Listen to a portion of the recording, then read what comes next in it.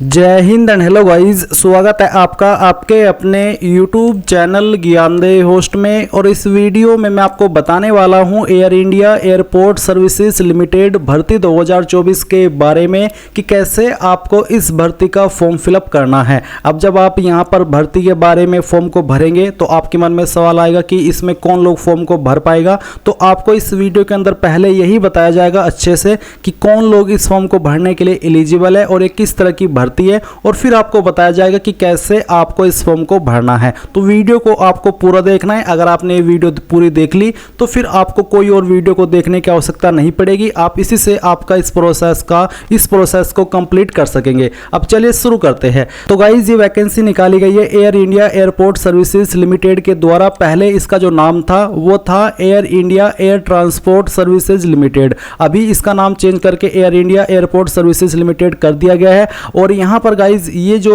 Company है ये government के अंतर्गत काम करती है, पर ये वैकेंसी या फिर जो आप अभी इसमें अप्लाई करके अगर इसमें सिलेक्शन पा लेते हैं तो आपकी जॉब गवर्नमेंट नहीं है और ना ही परमानेंट है। तो ये आप कह सकते हैं कि कॉन्ट्रैक्ट बेस पर आपकी यहाँ पर नियुक्ति रहेगी। और जो आपका यहाँ पर कॉन्ट्रैक्ट रहेगा शुरुआती, वो आपका 3 साल का रहने वाला है। उसके बाद में आपकी परफॉर्मेंस के आधार पर इसको आगे भी बढ़ाया जा सकता है। बात करें कि कौन लोग अप्लाई कर पाएंगे, तो इसमें सभी स्टेट से कैंडिडेट अप्लाई कर पाएंगे इंडिया की, चाहे आप मेल हो चाहे फिर फीमेल हो। और जो आपकी पोस्टिंग होगी वो आपकी मुंबई इंटरनेशनल एयरपोर्ट पर होगी। और इसके अलावा आप यहाँ पर थोड़ा सा नीचे आएंगे तो आपको यहाँ पर जानने को मिलेगा कि कौन कौन सी पोस्ट निकाली है। जैसे कि इसमें टर्मिनल मैनेजर की पोस्ट है, इस पर अप्लाई करने के लिए क्या क्वालिफिकेशन चाहिए वो आप यहाँ पर देख सकते हैं।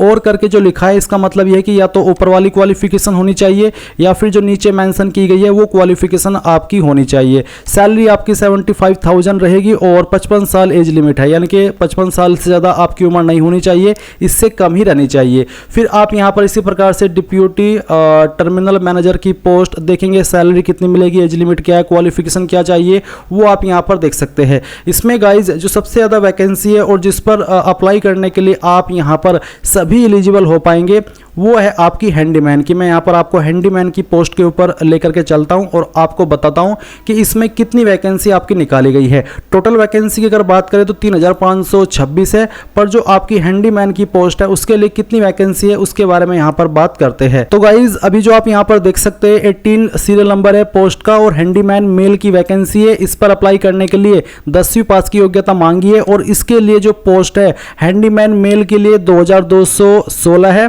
और फिर जो यूटिलिटी एजेंट मेल है इसमें 22 है। बाकी की भी जो पोस्ट है वो आप देख सकते हैं कि कौन सी पोस्ट के लिए कितनी खाली वैकेंसी रखी गई है। इसके बाद आप यहां पर जानेंगे कि हैंडीमैन पर अप्लाई करने के लिए 10वीं पास की योग्यता मांगी है। बोला है कि must be able to read and understand English language. आपको इंग्लिश पढ़नी और समझनी आनी चाहिए, बोलनी आती हो या ना आती हो तब भी आप इस पर अप्लाई कर पाएंगे। सैलरी आपको 22,530 रुपये दी जाएगी। साथ ही बोला है कि knowledge of local and Hindi language, जो लोकल लैंग्वेज है और जो हिंदी लैंग्वेज है वो भी आपको अच्छे से आनी चाहिए, लिखनी पढ़नी और बोलनी। और इसके अलावा यहाँ पर जो एज लिमिट रखी गई है वो मैक्सिमम जनरल कैंडिडेट के लिए 28 साल है, पर गवर्नमेंट रूल्स के अकॉर्डिंग SC/ST कैंडिडेट को 5 साल की और OBC को 3 साल की एज के अंदर छूट दी जाएगी। अब इस पर आपको क्या काम करना होगा वो भी आप यहाँ पर देख सकते हैं। At the airport mainly baggage cargo loading end of loading from the aircraft and trolleys, यानी कि आपको इसमें जो आपका बैगेज होता है कस्टमर का वो आपको लोड और ऑफलोड करना होता है। कैबिन क्लीनिंग फंक्शन आपको करने होंगे, जैसे कि cleaning of the aircraft, assist technician in the workshop, wheel chair assistant, ये सब काम आपको इस पोस्ट पर रह करके करने हैं। इसके अलावा फिर आपकी जो यूटिलिटी एजेंट है इस पर भी अप्लाई करने के लिए 10वीं पास की योग्यता है और इस पर आपको क्या काम करने होंगे वो भी आप यहाँ पर देख सकते हैं। तो आपने ये सब जान लिया है। सिलेक्शन आपका कैसे होगा, तो सिलेक्शन यहाँ पर आपका पर्सनल इंटरव्यू के द्वारा होगा। फिर यहाँ पर बोला है कि दी कंपनी एट डिस्क्रिप्शन में introduce group discussion depending upon the response the selection procedure would be conducted on the same day और on the subsequent day. Basically कहने का मतलब यह है कि इसमें कोई एग्जाम नहीं होगा, आपका एक इंटरव्यू होगा और उसी के आधार पर आपका सिलेक्शन इसमें किया जाएगा। आप यहाँ पर सिलेक्शन प्रोसेस की जानकारी हमारी वेबसाइट के ऊपर भी देख सकते हैं, मैंने यहाँ पर आपको अच्छे से बता दिया है। तो गाइज अभी यहाँ पर अगर आपका मन है तो आप कैसे अप्लाई करेंगे वो जान लीजिए। जनरल ओबीसी को अप्लाई करने के लिए 500 रुपये फीस देनी होगी। एक्स सर्विसमैन SC ST के लिए कोई फीस नहीं है। तो आई होप अब आपको क्लियर हो गया होगा कि आपका इसमें मन है अप्लाई करने का या नहीं है। तो इसमें जो आपको अप्लाई करना है बेसिकली वो आपको एक एप्लीकेशन फॉर्म इसी नोटिफिकेशन में दिया है। तो ये जो लिंक मैं आपको इस वीडियो के डिस्क्रिप्शन में दिया हूँ हमारी वेबसाइट jobsgyan.in का, ये आप ओपन करेंगे। ओपन करने के बाद ये सभी जानकारी चेक करने के बाद इंपॉर्टेंट लिंक के सेक्शन में आकर के डाउनलोड एप्लीकेशन फॉर्म PDF के ऊपर क्लिक करेंगे।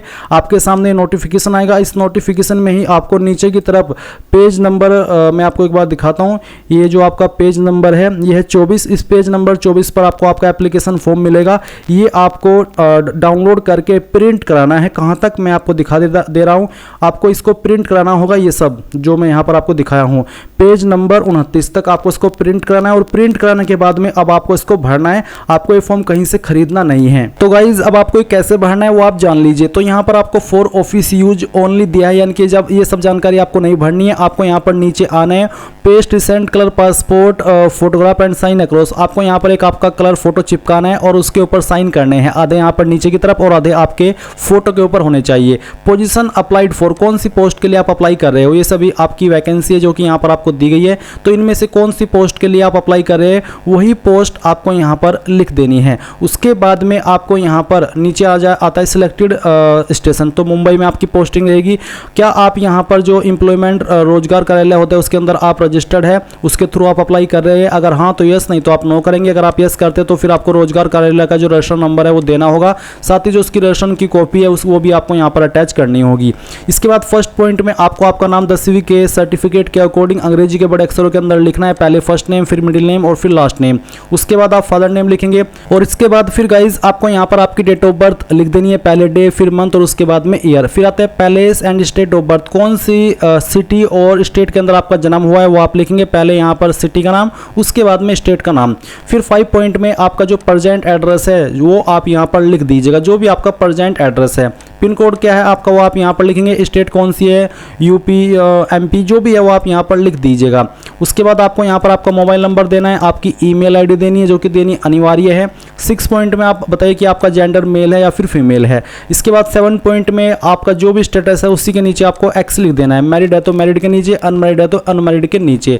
नेशनलिटी में आप IND यानी कि इंडियन लिखेंगे अंग्रेजी के बड़े अक्षरों में ही। रिलीजन आपका क्या, हिंदू, मुस्लिम, सिख, ईसाई जो भी है वो आप यहाँ पर लिख दीजिए।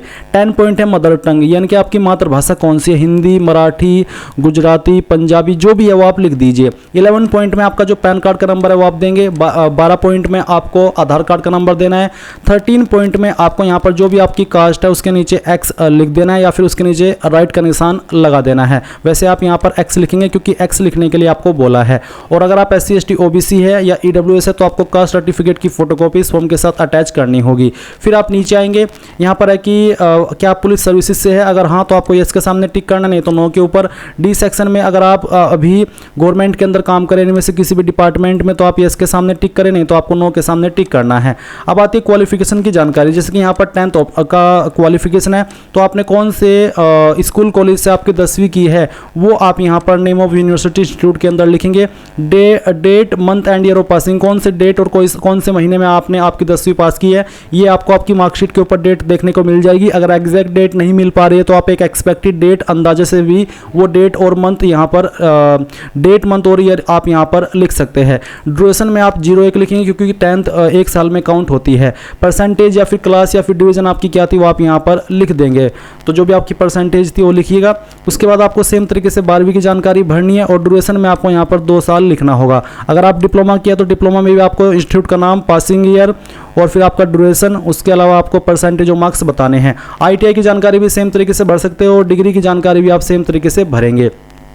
फिर आता है यहाँ पर आपका 15 पॉइंट, तो आपको कौन कौन सी लैंग्वेज आती है, जैसे कि आपको इंग्लिश पढ़नी आती है तो रीड के नीचे X लगाएंगे, लिखनी आती है नहीं, बोलनी आती है तो आप यहाँ पर इसके नीचे भी X का निशान लगाएंगे, लिखनी आती है तो आप यहाँ पर राइट के नीचे भी X का निशान लगा देंगे। और रिमार्क्स में आप बताएंगे कि गुड है या फिर एवरेज या फिर आप फ्लुएंट है इसमें, तो जो भी रिमार्क्स है वो आप यहाँ पर लिख दीजिएगा। सेम तरीके से हिंदी कोई लोकल लैंग्वेज आती है वो लोकल लैंग्वेज आप यहाँ पर लिख करके उसका स्टेटस बताएंगे। मदर टंग आपकी जो भी है वो मदर टंग आप यहाँ पर लिखिए, हिंदी, इंग्लिश, मराठी, और उसके बाद में उसका स्टेटस भी सेम तरीके से बता दीजिए। अगर आपके पास कोई लैंग्वेज सर्टिफिकेट है, कोर्स है, उसका सर्टिफिकेट की फोटोकॉपी आपको इस फॉर्म के साथ अटैच कर देनी है। अगर आपके पास वर्क एक्सपीरियंस है तो आप ये सेक्शन भरेंगे, नहीं तो आप इसको खाली छोड़ देंगे। फिर 17 पॉइंटेड ड्राइविंग लाइसेंस का अगर आपके पास है तो आप बताएंगे LMV है, यानी कि लाइट मोटर व्हीकल या हैवी मोटर व्हीकल, जो भी है वो आप लिखिएगा। Licence number, date of issue और कब तक वैलिड है वो डेट बता दीजिएगा। 18 पॉइंट में यहाँ पर आपको जो एप्लीकेशन फीस जमा करनी है SC ST OBC को, वो यहाँ पर उसकी जानकारी देनी है। तो आपको यहाँ पर आपने जिस बैंक के द्वारा आपकी जो एप्लीकेशन फीस है वो जमा कराई है, वो आपको मैं पहले थोड़ा बताता हूँ कि क्या करना है। मान लीजिए आपने फीस जमा करा दी, जो कि आपको करानी है air India airport services limited इनके फेवर में डिमांड ड्राफ्ट के माध्यम से। अब जब आपने इसको जमा करा दी है तो जमा कराने के बाद में आप यहाँ पर जो आपका इश्यूइंग बैंक है जिसके द्वारा ये इशू हुआ है उसका नेम एंड एड्रेस देंगे और साथ ही ब्रांच का नाम लिखेंगे। किस डेट में आपने इशू कराई है वो डेट लिखेंगे। डिमांड ड्राफ्ट का नंबर क्या है वो आप यहाँ पर डाल देंगे। और क्योंकि SC ST एक्स सर्विसमैन के लिए कोई फीस नहीं, तो आपको ये भरने की आवश्यकता नहीं पड़ेगी। क्या आपका कोई relative AI airport services limited के अंदर काम करता है? अगर हाँ तो आप उसकी जानकारी यहाँ पर भरेंगे, नहीं तो आप खाली छोड़ देंगे। डिक्लेरेशन आएगा, यहाँ पर आपको पहले से यानी कि कहाँ से आपने फॉर्म को भरा है वो लिखना है। सिग्नेचर ऑफ एप्लीकेंट, यहाँ पर आपको आपके सिग्नेचर करने हैं। यहाँ पर आपको आपकी डेट लिखनी है कि किस डेट में आपने इस फॉर्म को भरा है। उसके बाद यहाँ पर आता है list of documents copies to be attached. जो फोटोकॉपीज आप इस फॉर्म के साथ अटैच करने वाले हैं वो उसकी लिस्ट है। जैसे कि एप्लीकेंट फी, अगर आप एप्लीकेशन फी दे रहे हैं तो आप इसके सामने यहाँ पर एक्स लिखेंगे, नहीं तो आप उसको खाली छोड़ देंगे। इसी तरह से स्कूल लिविंग सर्टिफिकेट, यानी कि जो आपका TC है वो, या फिर 10th का सर्टिफिकेट वो। थर्ड पॉइंट में आपका 10th का मार्कशीट या फिर पासिंग सर्टिफिकेट, 12वीं की मार्कशीट या पासिंग सर्टिफिकेट। तो कहने का ये मतलब है कि जो डॉक्यूमेंट्स आपके ऊपर एप्लीकेबल है उसमें आपको एक्स लिखना है, और जो एप्लीकेबल नहीं है या जिसकी फोटोकॉपी आप अटैच नहीं कर रहे हैं वो आपको खाली छोड़ना है। और जिन के सामने आप यहाँ पर एक्स लिखेंगे उसकी फोटोकॉपीज आपको इस फॉर्म के साथ अटैच करके लेकर के जानी है।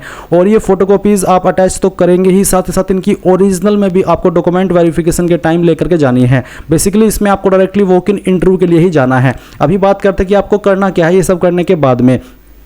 तो ये फॉर्म आपको कहीं पर भेजना नहीं है, बल्कि आपको इस फॉर्म को भर करके खुद से लेकर के जाना है, जिसकी डेट है यहाँ पर आपकी 12 जुलाई से लेकर के 16 जुलाई 2024 में। और अगर आप नोटिफिकेशन में सबसे ऊपर की तरफ आएंगे तो आपको यहाँ पर देखने को मिल भी जाएगा। जैसे कि जो आपकी हैंडीमैन की पोस्ट है, इसका जो इंटरव्यू होगा वो 14 जुलाई 2024, 15 जुलाई 2024, टाइमिंग रहेगा सुबह 9:30 से 12:30 बजे तक।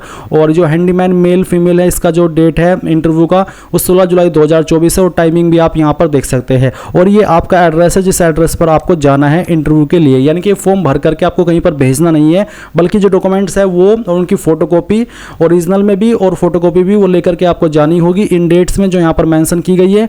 और बस यही आपका प्रोसेस है, इसके अलावा आपको कुछ नहीं करना है। बाकी आप पढ़ लीजिएगा, कोई सवाल डाउट रह गया हो आपका तो वो आप कमेंट के माध्यम से पूछ लीजिएगा। Thanks for watching. जय हिंद।